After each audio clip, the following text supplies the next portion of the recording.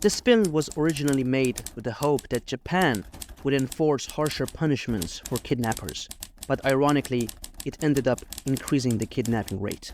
High and Low by Akira Kurosawa. In Japan, it's known as Heaven and Hell, and it stars the incredible Toshiro Mifune and, as always, the great Tatsuya Nakadai. A child gets kidnapped. A businessman is forced to choose between saving a stranger's life and protecting his own career. But this isn't your typical thriller. This is Kurosawa's High and Low, where a crime story turns into a full-blown moral maze. Let's talk about the film's clear visual and thematic duality. It's basically Hitchcockian through and through. We've got a man who's managing a huge amount of money he needs either to buy a controlling share in national shoes or to hand over to some anonymous kidnapper who, by a twist of bad luck, snatched the wrong kid. Instead of Gondo's son, the kidnapper accidentally took the chauffeur's son. So now, Gondo, the main character by the way, has to choose between losing everything he's worked for or paying to save a child who isn't even his. It's the kind of dilemma that falls straight out of a Hitchcock story, all about moral tension in a tight situation. See, in this situation, no matter what Gondo chooses, he's going to come out looking bad in someone's eyes. If he refuses to pay the ransom, society, his family, and especially Aoki, his driver, will see him as a cold, selfish businessman who put personal profit over human life. But if he does pay, then deep down, at least for a while, he'll probably hate himself for throwing away the money he spent his whole life working for. Money that helped him rise out of poverty, from the same financial level as the kidnapper, to a house so high up that you can literally see it from anywhere in the city. The contrast in High and Low, both conceptually and literally, is what makes this title so clever. It works on multiple levels. Physical height, like the actual geography of the city, social class in terms of wealth and power, and even psychologically, reflecting the mental state of the kidnapper. And of course, for Gondo, it's also about the emotional highs and lows he's thrown into as everything spirals out of control. The title isn't just smart, it's precise. Even the Japanese title, Heaven and Hell, points to the same idea, just from a different angle. At first, Gondo doesn't hesitate. He plans to pay the ransom. After all, his own son's life is on the line. But then comes a twist. It turns out his son, Jun, is safe. The kidnapper made a last-minute mistake and ended up taking Shinchi, the chauffeur's kid, Jun's playmate. And now everything shifts. Gondo transforms into the image of a capitalist, forced to swallow a bitter moral pill. Even though the kidnapper explicitly threatens him not to contact the police, Gondo starts thinking more rationally. He breaks that rule and brings the police in, hoping they can handle things. For almost the entire first half of the film, everything takes place in a single situation. It almost feels like a stage play. The blocking is so precise, the actors' movements are tightly choreographed, and the pacing is smooth and deliberate. Speaking of smooth, let's talk about how Kurosawa shifts genres and how that impacts the way we view the story. When you are watching the film for the first time, before the kidnapper even enters the picture, it feels like you're watching a corporate drama. Something about boardrooms, power struggles, business deals. But the second Shinchi, the chauffeur's son, gets kidnapped, the whole thing pivots. Suddenly we're in thriller territory. The police gets involved. They enter the story hidden behind a company cargo truck, which is just brilliant visual storytelling. From here on out, we get this fascinating dynamic, an indirect battle between the collective intelligence of the police and the cunning of the kidnapper. Their only link, those tense conversations between the kidnapper and Gondo. The kidnapper's intelligence is what drives the story forward.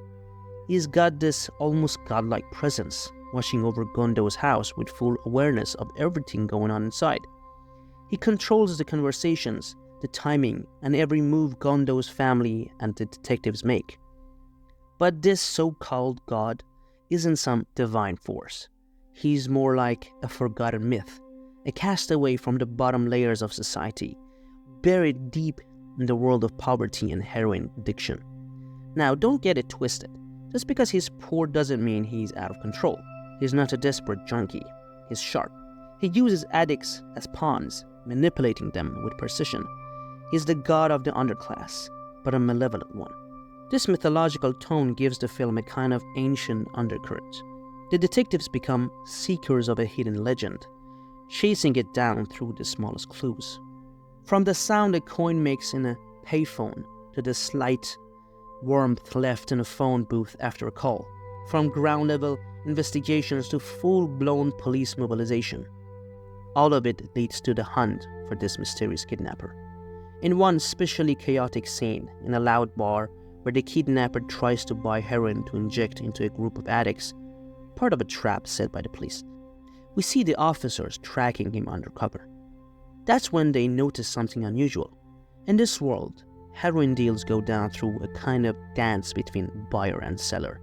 It's a surreal and powerful scene, and is said to have influenced Tarantino's iconic dance sequence between John Travolta and Uma Thurman in Pulp Fiction. Sadly, there's no solid proof of that, but the resemblance is hard to ignore. So across all these intense events, Kurosawa expands the film through 3 different genres, blending them into a story that feels totally one of a kind. But the movie isn't without flaws.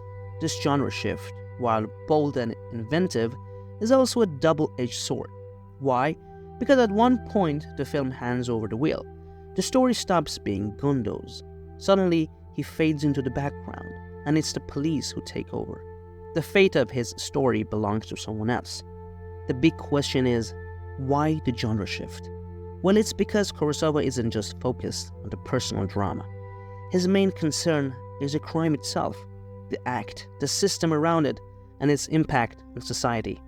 This shift happens right at the train sequence, the moment when Gondo gives in and agrees to the kidnapper's demands. That's where the focus of the camera moves away from Gondo and starts tracking the police more closely. From that point on, Gondo steps into the background. The story is no longer about the moral dilemma of one wealthy man. It's about a threat to society as a whole. Inside the police force, we see a room full of personnel, officers, higher-ups, specialists, all working together as a unit to catch the criminal. There's no one-wolf detective here, no tortured genius like in Seven or True Detective. The police don't go in gun blazing or lash out with rage.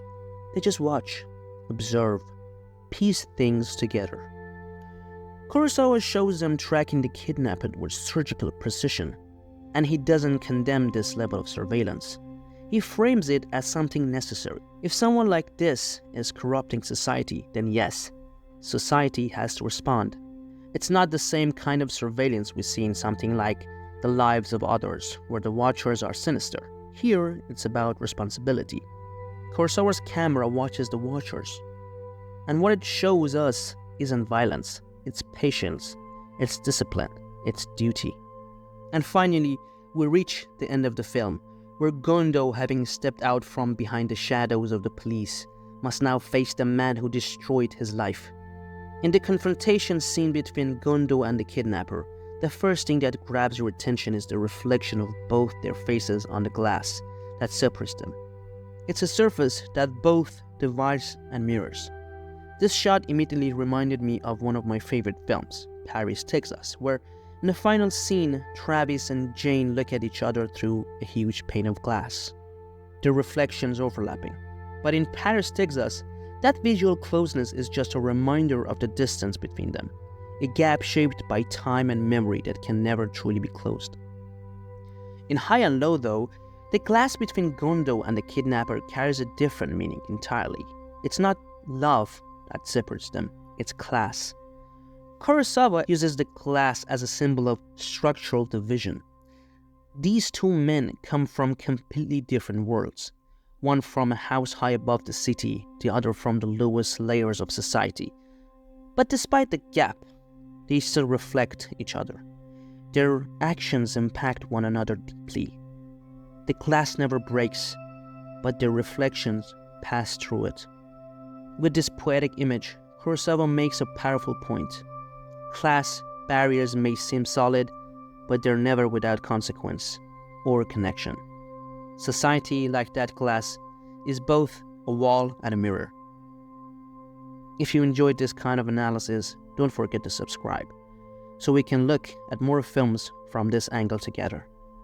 Until the next video, take care.